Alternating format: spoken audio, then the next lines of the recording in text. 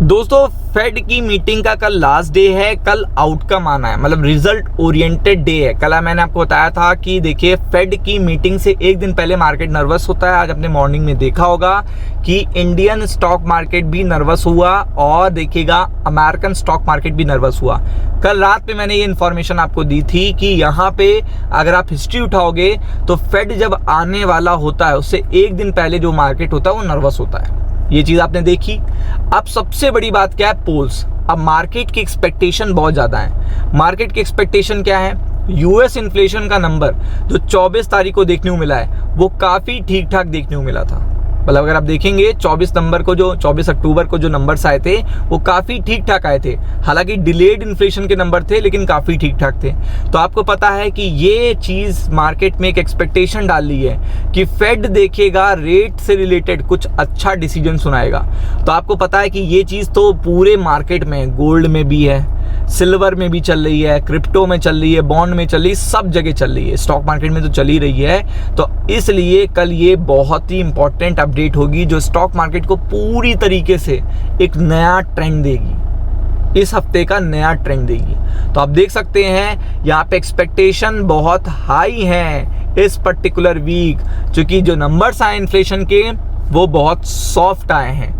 लेकिन एक दिन पहले यहाँ पे सरप्राइज भी हुआ है मार्केट, क्योंकि आपको पता है कि ये किसी ने आपको डिस्कस नहीं किया होगा कि फेड की मीटिंग से एक दिन पहले भी मार्केट नर्वस हो सकता है। तो नर्वस भी हुआ, मॉर्निंग में भी काफ़ी अच्छा नर्वस हुआ। आपने देखा काफ़ी डीप तक गया, हमारा भी देखिएगा सपोर्ट टच हुए निफ्टी बैंक के, निफ्टी 50 के, आपने देखा होगा।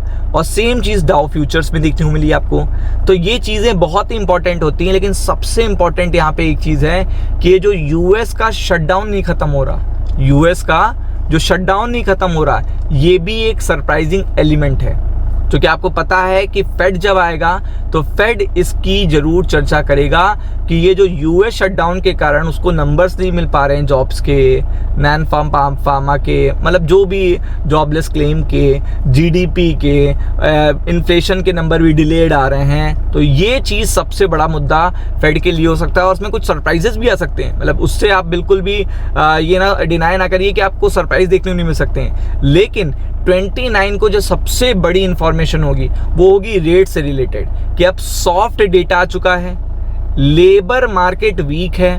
तो ऐसे में देखेगा फेड क्या करना चाहता है, फेड का क्या रिएक्शन है। तो ये सबसे बड़ा मुद्दा है। With indication of cooling job market, inflation moderating despite ongoing political pressure, Trump administration, US shutdown, ये सारी चीजें देखिएगा फेड को पता है। तो फेड ये कोशिश करेगा कि इकॉनमी को बचाना उसके लिए सबसे ज्यादा इंपॉर्टेंट है। तो इसीलिए देखिएगा जो एक्सपेक्टेशन है वो बहुत हाई है, बहुत ज्यादा हाई आपको देखने को मिल रही है।